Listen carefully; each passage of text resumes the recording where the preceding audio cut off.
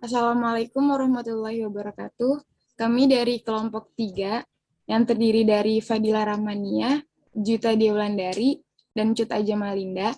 Di sini akan mempresentasikan materi tentang sejarah matematika Cina dan India. Materi pertama akan disampaikan oleh Cut Aja Malinda.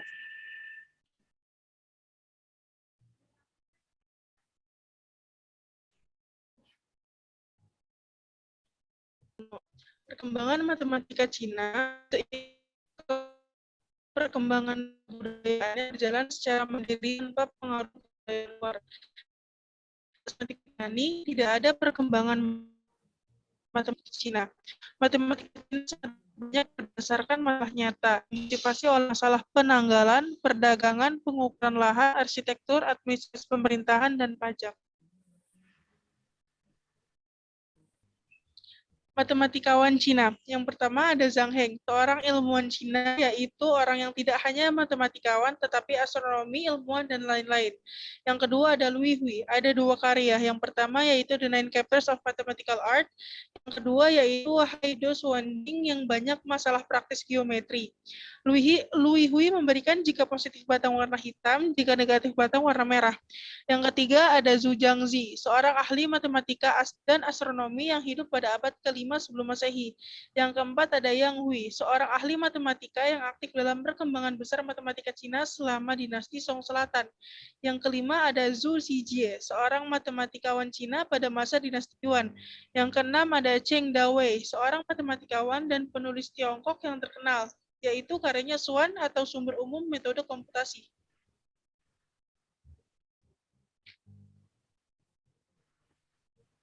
Cina pada zaman dinasti. Yang pertama ada dinasti Shang yang berdiri dari tahun 1766 sampai 1122 sebelum Masehi.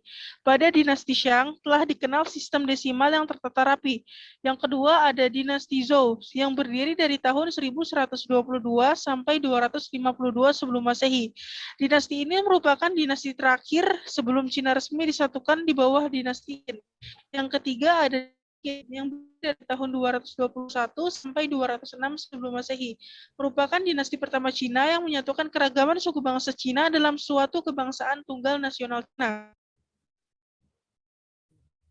Yang keempat ada dinasti Han. Yang keempat dinasti Han yang berdiri dari tahun 206 sampai 211 Masehi. Dinasti yang berkuasa selama 4 abad. Yang kelima ada dinasti Sui yang berdiri dari tahun 581 sampai 618 Masehi.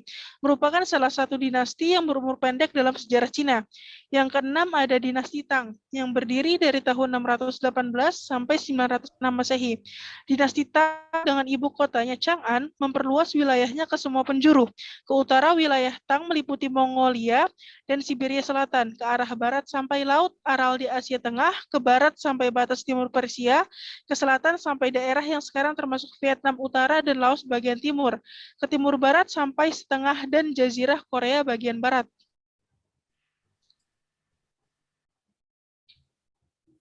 Yang ketujuh ada dinasti Song, yang berdiri dari tahun 960 sampai 1268 Masehi.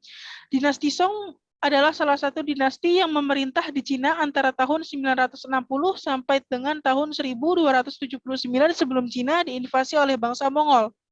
Yang kedelapan ada dinasti Yuan, yang berdiri dari tahun 1279 sampai 1368 Masehi. Dinasti Yuan adalah dinasti kekaisaran Cina yang didirikan oleh Kubilai Khan, cucu dari pendiri kekaisaran Mongol. Yang kesembilan ada dinasti Ming, yang berdiri dari tahun 1368 sampai 1644 Masehi. Dinasti Ming didirikan oleh Zhu Yanshang atau Kaisar Hongwu yang memimpin pemberontakan para petani untuk meruntuhkan dinasti Yuan. Yang ke-10 ada dinasti Qing yang berdiri dari tahun 1644 sampai 1911 Masehi. Dinasti Qing atau dinasti Manchu adalah dinasti kekaisaran terakhir di Cina. Materi selanjutnya akan dibacakan oleh Fadilah Rahmania. Materi selanjutnya tentang sejarah penemuan angka di Cina. Pada tahun 1899, desa Xiaodun Distrik Anyang, Provinsi Henan, ditemukan ribuan tulang dan cangkang kura-kura bertuliskan aksara Cina kuno yang berisi banyak numerik tentang orang yang hilang atau tahanan yang diambil dari pertempuran, pengorbanan yang dilakukan, jumlah hari dan bulan, dan jumlah hewan yang dibunuh. Kemudian di sini ada simbol-simbol yang digunakan pertama kali oleh bangsa Cina yang memiliki sifat-sifat operasi pada matematika.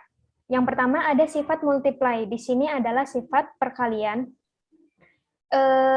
Angka 2 dikali dengan angka 100, yaitu simbol dari angka 2 dikali dengan simbol dari angka 100, menghasilkan 200, dan simbolnya pun angka 200, seperti yang tertera pada gambar. Kemudian ada contoh aditif. Di sini contohnya 4359. Itu adalah gabungan dari simbol angka 4000, kemudian simbol angka 300, kemudian simbol angka 50, dan terakhir simbol dari angka 9. Nah, simbol-simbol tersebut terus berevolusi, tetapi tidak begitu banyak perubahan. Papan hitung mulai digunakan pada abad keempat sebelum Masehi, dan angka Cina mulai mengalami perubahan. Disusun dengan menggunakan bambu atau gading pada papan ceker. Papan ceker yang digunakan ini adalah rod numeral atau bilangan batang yang terbuat dari batang bambu kecil yang mewakili angka 1 sampai 9 dan diterapkan melalui aturan vertikal dan horizontal. Di sini terdapat contoh 7492.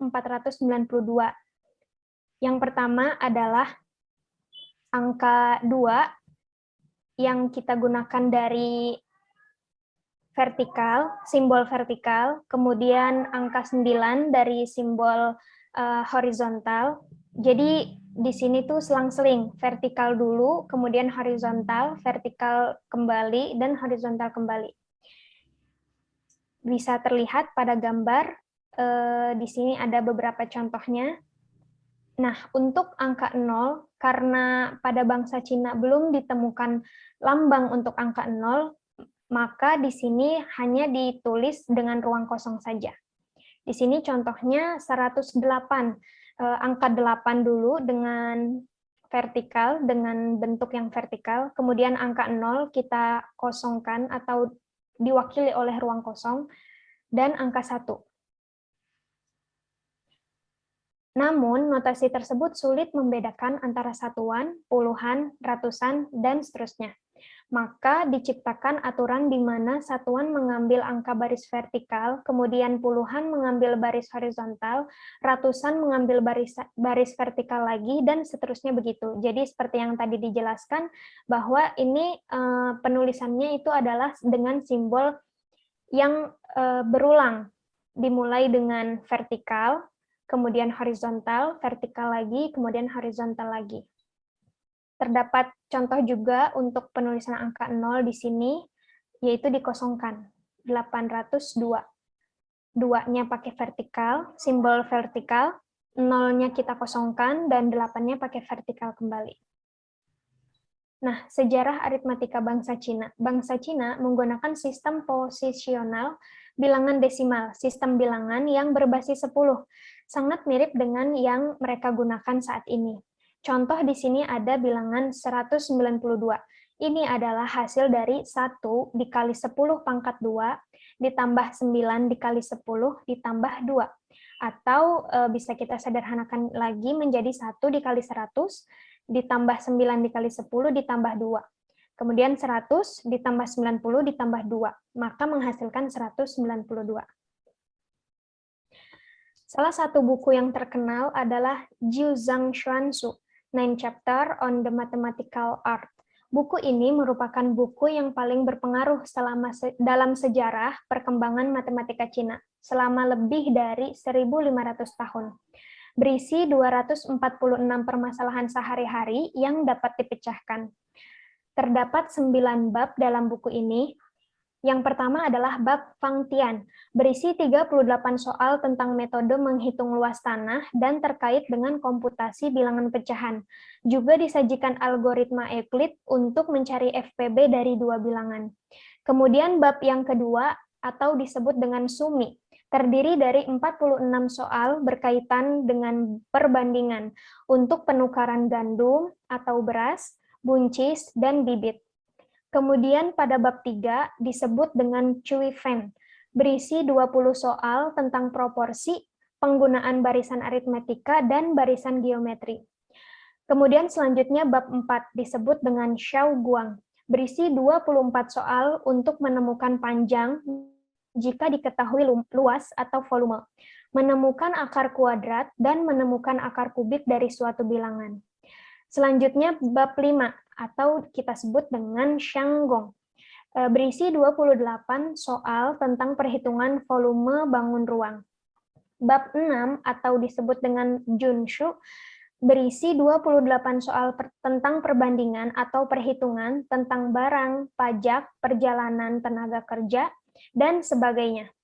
Kemudian pada bab 7 disebut dengan Ying Buzu, berisi 20 soal tentang penggunaan metode posisi salah satu menyelesaikan soal yang sulit.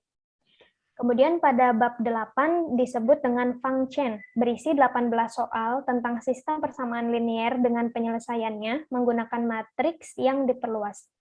Terakhir pada bab 9 atau disebut dengan Gongu, berisi 24 soal yang membahas teorema Gongu atau teorema Pitagoras, sifat segitiga, siku-siku, dan penggunaan segitiga sebangun juga dibahas tentang persamaan kuadrat.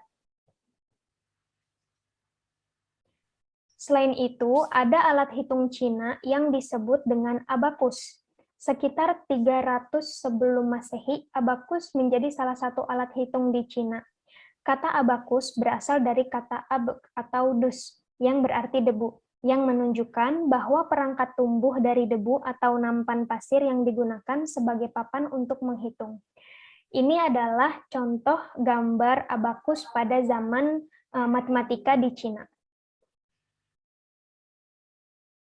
Materi selanjutnya akan disampaikan oleh Juwita Adia. Selanjutnya ada matematika India kuno. Matematika India, atau juga bisa disebut matematika Hindu, muncul pada abad ke-26 sebelum Masehi dan berakhir pada abad ke-14 sebelum Masehi. Matematika India berkembang setelah matematika Cina dan berakhir tepat sebelum munculnya matematika Eropa abad pertengahan. Matematika India dimulai sejak munculnya sebuah peradaban yang terletak di daerah aliran sungai Indus, yakni Mohenjo-daro dan Harappa. Ini terlihat dari tatanan yang cukup baik di kota Mohenjo-daro. Di sana terdapat jalan, perumahan yang telah menggunakan bata, kamar mandi dengan keramik, dan sistem saluran air yang rapi bekas reruntuhan kota tersebut. Dari bukti tersebut, arkeolog menyimpulkan bahwa kota ini telah memiliki kebudayaan dan peradaban yang tinggi pada saat itu.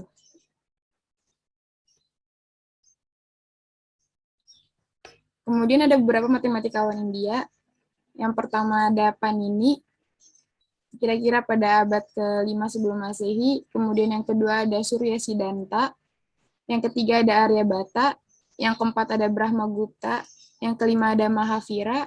Yang keenam ada Bhaskara. Dan yang terakhir ada Madhava. Yang pertama ada Panini. Panini adalah tokoh yang merumuskan aturan-aturan tata bahasa Sanskerta. Notasi yang digunakan sama dengan notasi matematika modern, dan menggunakan aturan-aturan meta, transformasi, dan rekursi. Yang kedua ada Surya Siddhanta. Surya Siddhanta memperkenalkan fungsi trigonometri sinus, kosinus, dan balikan sinus, dan meletakkan aturan-aturan yang menentukan gerak sejati benda-benda langit yang bersesuaian dengan posisi mereka sebenarnya di langit. Yang ketiga ada Aryabhata. Aryabhata adalah matematikawan dan astronom India yang lahir pada tahun 475 Masehi dan meninggal pada tahun 550 Masehi. Ia hidup di zaman yang sulit untuk mengembangkan matematika. Bahkan pada masa itu dia merupakan satu-satunya orang yang menemukan rumus-rumus matematika sebelum lahirnya ahli-ahli matematika pada masa modern kini. Yang keempat ada Brahmagupta. Brahmagupta adalah matematikawan besar India berikutnya. Ia hidup dari tahun 898 sampai 660 Masehi. Karyanya yang terkenal adalah Brahma Siddhanta yang terdiri dari dalil dan peraturan. Pada tahun 628 Masehi, Brahmagupta menulis sebuah buku berjudul Brahmagupta Siddhanta sebagai perbaikan dari buku sebelumnya. Kemudian yang kelima ada Mahavira, seorang ahli matematika yang diperkirakan hidup pada tahun 850 Masehi. Mahavira berhasil menulis topik tentang operasi penjumlahan, pengurangan, operasi pangkat, penarikan akar, dan beberapa operasi dasar matematika. Mahavira diketahui berasal dari India Selatan. Kemudian yang keenam ada Madhava dari Sangamagrama.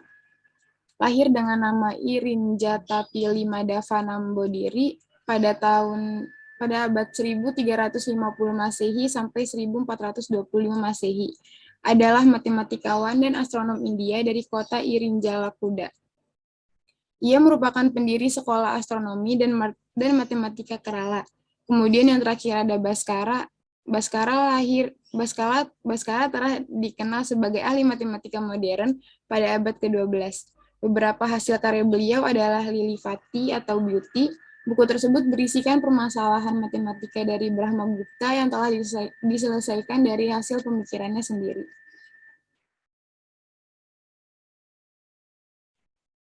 Kemudian ada dua era dalam perkembangan matematika di India. Yang pertama ada era Sulfasutra.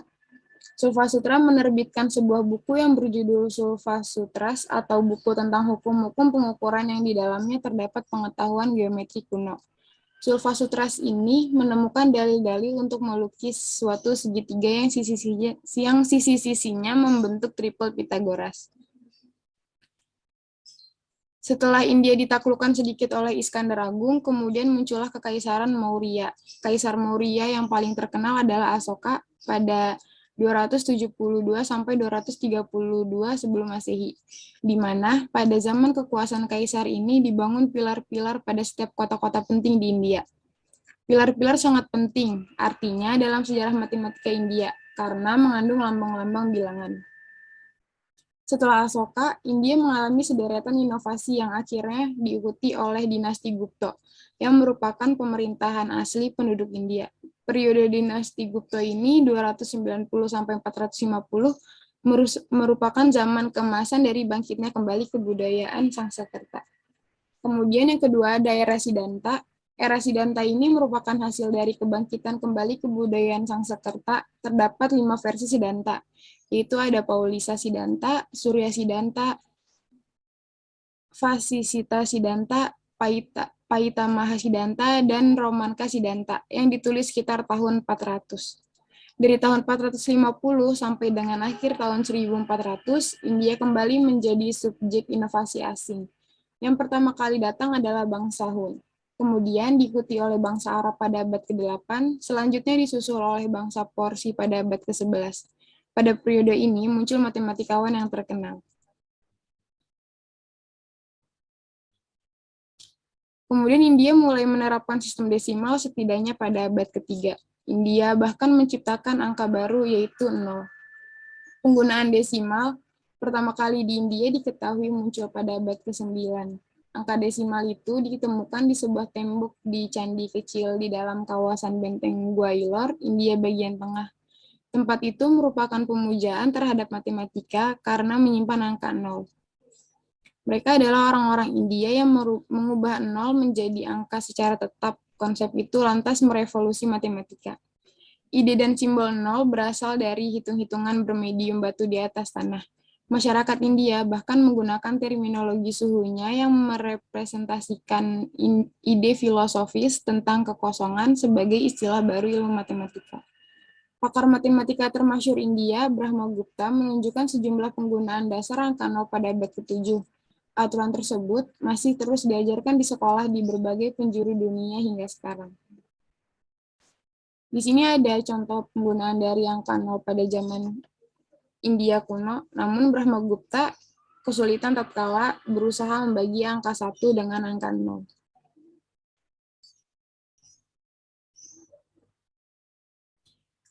Kemudian ada sistem numerasi matematika India. Yang pertama, angka Brahma.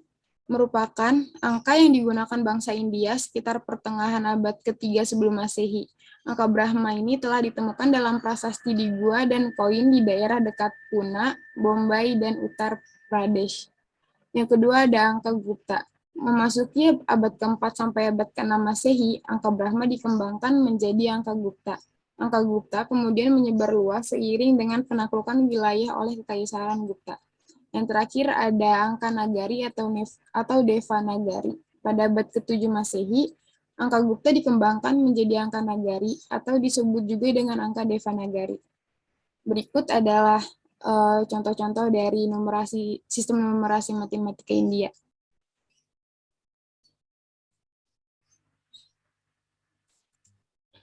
Baik, terima kasih. Sekian dari kelompok 3.